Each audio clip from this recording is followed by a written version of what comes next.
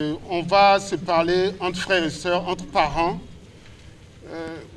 Ce qu'on a voulu faire aujourd'hui, c'est de manière très simple, venir vous dire, nous qui avons la chance de travailler aux côtés des ministres et du chef de l'État, c'est de venir témoigner pour vous dire comment nous avons travaillé depuis 5 ans, ce qui a été fait, que vous connaissez tous, mais surtout ce qui va être fait, et aussi vous écouter par rapport au quartier, par rapport à votre quartier, quelle est la situation, quels sont les besoins que vous avez pour que nous, on puisse rendre compte et voir comment vous accompagner, comment travailler avec vous pour que les choses se passent très bien ici. Il y a beaucoup de quartiers, mais nous avons choisi de venir ici à Papa-Dodomé parce que c'est un quartier qui nous tient beaucoup à cœur. Et je suis obligé de dire qu'il y a des gens de ce quartier qui m'ont vu grandir. Je vais laisser la parole au fur et à mesure aux collègues parce que le premier objectif, c'est de vous rendre compte du travail qui a été fait. Mais avant de leur laisser la parole, je voulais vous dire un peu comment ça se fait que le chef de l'État, le président Talon, ait pu faire autant de choses en si peu de temps. Et vous assurez que ce qui vient, c'est plus que ce qui a déjà été fait. Donc, Talon Talata, c'est la garantie du développement dans la maison de chacun de vous.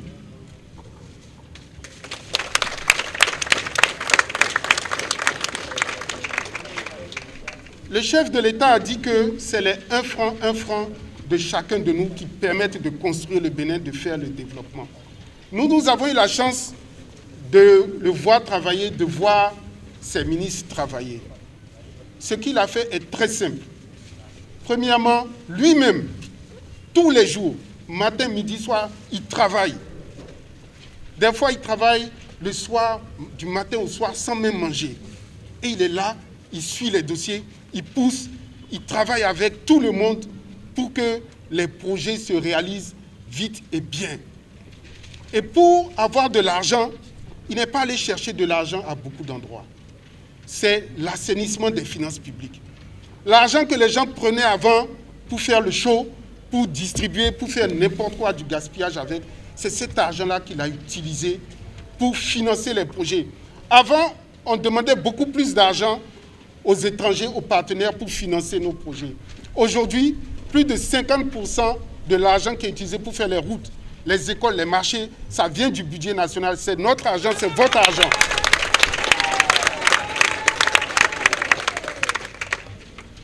Et quand on a commencé le programme d'action du gouvernement en 2016, il nous a dit ça va être difficile, mais on va y arriver. Il faut qu'on travaille beaucoup. On est un pays, on n'est pas beaucoup, on n'a pas beaucoup d'argent, mais si on est sérieux, si on travaille avec la rigueur, vous verrez que nous aurons les résultats et que nous pourrons améliorer les conditions de vie des populations. Donc, au lieu d'aller chercher trop d'experts étrangers, il nous a demandé, nous qui sommes là, de serrer la ceinture et de travailler matin, midi, soir. Et donc les projets que vous voyez, les marchés qui sont en construction pour les femmes, les voies qui sont faites, les latrines qui ont été faites ici, les rechargements de voies, tout ça, ce sont vos frères et sœurs qui sont ici, qui se sont assis du lundi, samedi, dimanche, parce que le chef de l'État, c'est un leader. On a cru en lui, il nous a aidés, il nous a accompagnés, il nous a soutenus, on a travaillé. Et aujourd'hui, nous sommes fiers de venir devant vous dire que les engagements qu'il a pris envers vous, il les a tenus. Talon Talata. Talon Talata. Mais avant de les laisser parler, ce que je veux dire, c'est que ce qui a été fait de 2016 à 2021, le chef de l'État lui-même a dit, c'est un échauffement. Nous savons, puisque nous travaillons dessus, que le meilleur reste à venir. Il a dit lui-même que 2021-2026, chacun de nous va se sentir dans sa maison. parce que au niveau de la jeunesse, ils vous le diront, la formation technique, pour que les jeunes, très tôt, aient des formations qui correspondent aux besoins. Si c'est le bois, si c'est la menuiserie, si c'est la mécanique, il a prévu des écoles, des lycées techniques. Pour ceux qui veulent rentrer dans l'agriculture, les lycées techniques agricoles, le coordonnateur Université nationale de l'agriculture est là. Donc, pour le social, avec l'assurance maladie, les plus pauvres n'auront pas besoin de sortir l'argent pour se faire soigner. Le microcrédit. Donc, il y a autant de choses qui sont prévues. On en parlera après. Je ne vais pas être long. Je vous remercie d'être là.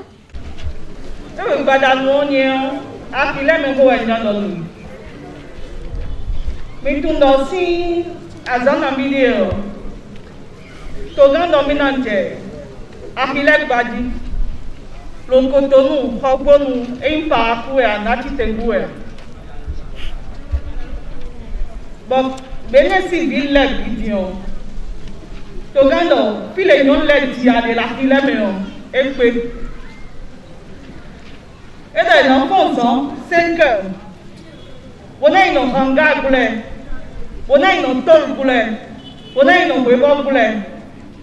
On a un crabe, on a un peu de sommeil. On a un people in our room.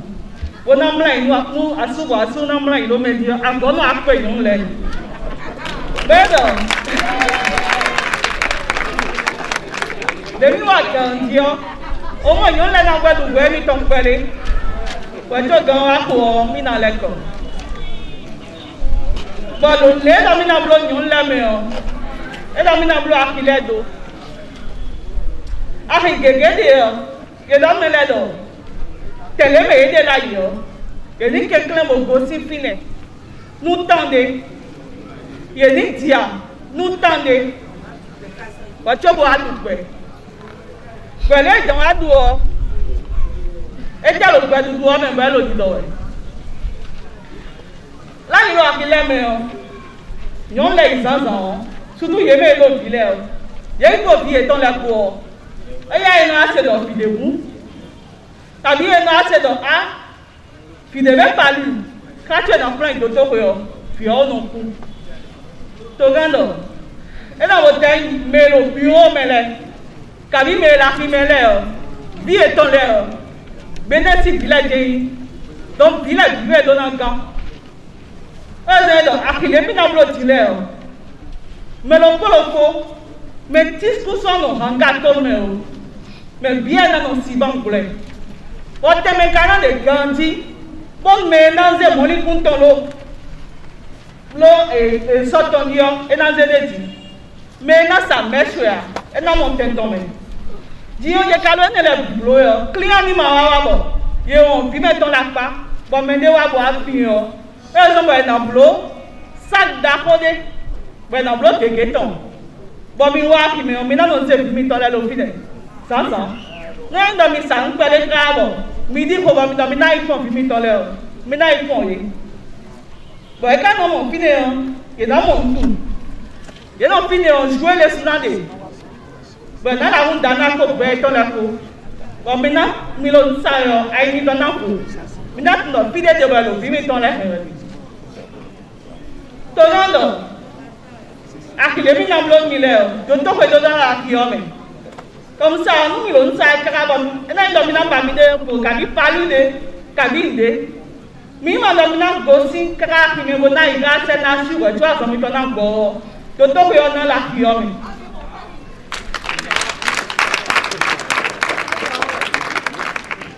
To na eslevedo. Le mi de mi no azolo akiome karabon. Mais le volet no ati di o ito le. Pour prendre une décision. Pour dans il y a une décision. Il y a pour y aller, mais non, il y a prendre une décision. Il y a prendre une décision. Mais sinon, à français, il y a. Quand on te rend dans une salle de réunion, là, il y a du même. Comme ça, nous réunions des. Ben, il y a des comitons. Terminant de l'homme, d'identité, c'est pour les deux. Est-ce que décision les prendre, il y a des là? Est-ce que à français, il y a? Mais dans les sous-dions, il y a d'autres comitons, le tableau. Pendant que tu vas d'autres design. On a décidé d'aller. Et de là pour nous clamer des gens dans l'eau à Guillaume. e be zan an kalo akiyo me wo do ebo akiyo si wo le do ebo me ne dom do est-ce akiyo le jam lo ti on est-ce mo dom lo kan le akwa no si asile e na ite me le bo na de ti sanu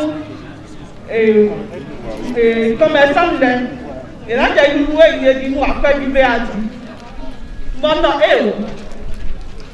to gan talon si bueno e ton bon parce que n'alo ho jo mi o nye me lo fio ministère no asodi ministère ti ga no se nu ele il y a quelques semaines non il sentait la du en moi il maintenant et toi il suma il lo ko mais bon quand dans il y a dans ministre José Donato voilà dans mon collègue camion il nous on ça la finir bon voilà tenta belo do la il lo ton bon mo hoya pero lai de bon mo ela van bon dia si on nous va qui aller mais que la qui on me tient colère de l'autre te me la qui on me il y a non c'est une challenge tu as arrivé mais que l'autre te me non ba la qui on me là vraiment au bon là il y a si comme les appelés dans ba qui et dans blow là ils sont là il y a des mélodies ça il faut là il y a na ça lui regarde si on te me la ko bravo dia mais gens dominant loué un gars qui nous devons dans des poids de ton ouais d'ailleurs c'est lui on plaît on les devons dans dormir kosi maternelle ton si quoi ma gbadje ti do mo ran ran kakai université pour il dit à l'avant donc il fidèle no azode et non c'est pour moi les réseaux sociaux là dit non vi mi ton en face les njaro adversaire et non do ko ya ton me o ko ya ton de wa ile o président talon kumba azome ko ti o amon clé me on a do mi do je que ni mi tereze commune le kere o école maternelle pour primaire pour 4 milliards par an. 4 milliards, environ 1200 salles de classe par an. Et nous, des communes, les Bado et Gone. Bon, il y a mis des le ministère, mais pour agence pour projet TMD. Ben non, à sommet, il est Bawe. Musée Atlantique Dion. Mali mais ils sont au quoi pour japonais les quoi il badi 180 salles de classe dans Atlantique comme kere mon dieu pour japonais les pour ensemble territoire dio programme les teme nous une école maternelle pour secondaire pour secondaire mais on reçoit au français là AFD pour quoi Mido qui baille actuellement 750 salles de classe bon mali médian en tout cas une photo ni bien rentré déjà oui et ne on gudo en fait des ropines bero bibro là dîner il y a des mimoro fidion on si azome on faut azome ablo kwekoma den carton si azome on kono chômage pour et tout parce que il azome CGL là lycée wenyi boblo maçonnerie medo pour ablo bacton tu vois université et néo donc les ouais tout grand qu'on le bolo dion lycée l'aime et ouais et mina investi d'autant bon lycée de l'aime plus lycée agricole là bon mi kodo au feuille de route les et na togon bon Oui, à Dadébéon, et là, lycée agricole, 30, ben, ouais, 17 lycées techniques. 30 lycées bon, agricoles. 17 lycées techniques, industriels, bon, école de métier, oui. Et nous, encore bon. Chobo, des collèges enseignement général pour école maternelle, école primaire, pour et dans le bon. Mais priorité, on a eu lycée Letton. Et nous, au goût et maintenant, à nos lycées, à donner université. Donc, il y a une université, ni agriculture à Blodé, à donner, ainsi de suite. Donc, et nous, au goût n'a passé micro, mais de nous programmer. Et à Zokwe Big Bad ou université, là, et DPP, mais c'est reste. Et là, dans le programme d'aider. Mais programme spécifique de Podé. Et oui, il y a la construction des infrastructures, il y a une estime. Et oui, mais la remise définie. Oui, des caca, bon, donc, et en général, mais la coordonnateur Luc Chokodo, il y a une estime, et il y a une bonado, n'de jamblo, bon, il y a Gossin lycée agricole de Jangbalé, puis des Andi, on a un plan, n'de Vogana, et n'a de Hodéou. Je vous remercie. Quand on a eu à Gomadje, François, do PhD à l'ISO de Blobon, Gossin Koutonouya, Kakaï Natitengu Parakou, Lokosa, Semepodi Porte Nouveau, Pied à l'ISO Bono, Tokomitan la même bio, il va pas nous où.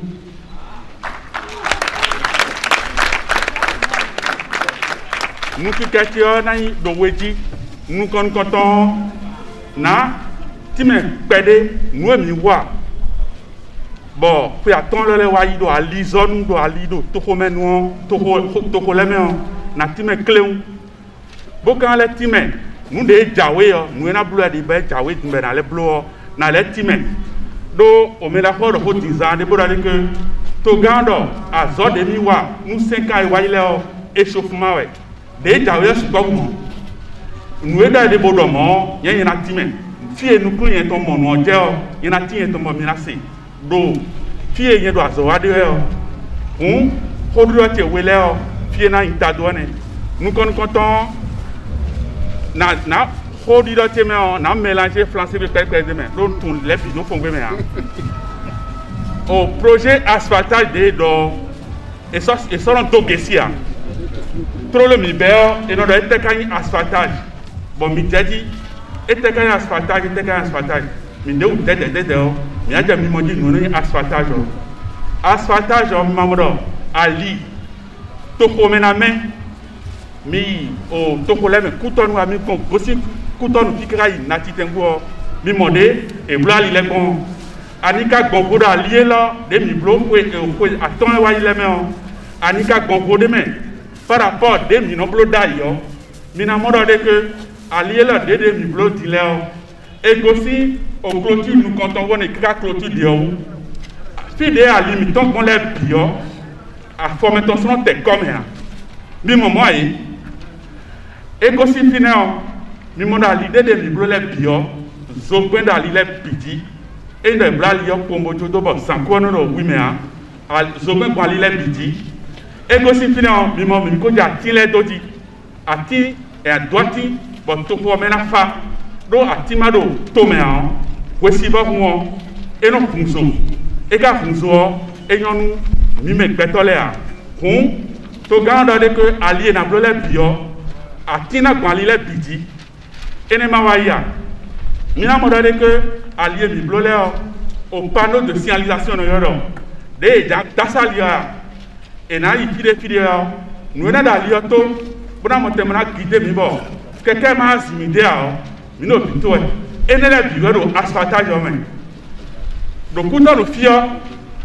mi mo dade quartier de bo e hasadoa akpakpa to men fia etei alizone ne na bloco mi kade mi modéré que les mi bien trop lourd nous et l'un ma bloqué do Bénin toi même bien je vois 698 km et ouais et son temps on a bloqué quoi tant codé au plan ton les bicodé ben ma et c'est près de 30% 200 km de semaine pour nous faire nous comptons phase de Jaoué là et na laissé 30% semaine bonablo phase wingo bonablo phase à Tongo et tant où est cassé du saint boblo ni c'est du saint boblo mais ça c'est pour idée parce que et dans l'histoire nous avons des puissances c'est pour ils tombent et ça c'est pour mettre facilement et nous toi et mado phase gege bonablo Kodi do enton na besi tan kleundeji ndido medito ko mendino mi ton gege profiti be fie ton le ko ya so me bo fo université mais gege tin bo podo ko gbe bo so le to mi ton ko do no mi ton ko we mi yan mi delewe na do ko pere na mi we do mi ko kan bo ji ado takun mi to me egbejan ekanu aje be modoje vikegeti opodo fitokpo finokpo si alonu bodo nduru newe président miton poedero fifo etion le secteur enseignement supérieur toméon eblonu keke edo nous mettons si pour dire à l'avant mion et des souvenirs une entreprise dont on a des branches de diplôme. Et ma caïmoa entreprise gege nanti, but nous étions trop lourds et nansi couillis. Et ce n'est pas et pour nous créer beaucoup de tableaux clairs et ton et dans ton podo l'île des pots. Et si Tito menele et blo kaka jeti. Bon, et calo l'île redo. Et nous mi pon demi oiseau bon. Bon mi levo yigbena on ena continue e yin nu pataki bedo na blo endo e plonge à l'avant fimi ton le o nu pinpon de na yo enen nu pinpon pipe bon chidide ete suno na do chidide do ewu choma kana imo e na do merci et na do fie et na pon de o hosa en fi salle de couleur et de nando tu lo ton we indo pour de jawe ti le o eyin en fi be na gba le o et na gbagbon eyin université le pissé bon fi le nando ni no me dagbe bona si kan waso bona ponu bon eyin no mi no do expérience allo travaux pratiques nous mon coton le o monde na msikando ba hena ko glopondo azome ko we chobo dan ton nu mon coton lo e dan ko bodan installer bi c'est bon eyin université le o chowe kana gba ho ko we do na mo monsieur Pitoko do tinzande do endo ko e ba gbon fide kakade ya e ba amo kegetimbo ye pledo bon lo akungba mi tonji kwa kriple nele o kwa kriple nele o ndido enu eze bo gba amphile bo gba salle de classe le bo gba laboratoire le o ndido vi mi tole nu eton isana no kojinu me vitole ya e kasa no kojinu mi me vino le ya ekledo linle de do linle da gbe bo mi hin mi do na gba lo ni bo na kripe bonu eni si gamblo nu eyin chômage le o eni si gan éliminer nous chômage là BCC on do clément on est dans d'or talent talata era chermi no mitole o fo mitole to mitole na ekbibo ina ibio to home buna continuer à so nous est bigo pour la basi donc vous allez pilier attends et pas demain 2 et pas demain 3 ouais, Tayo.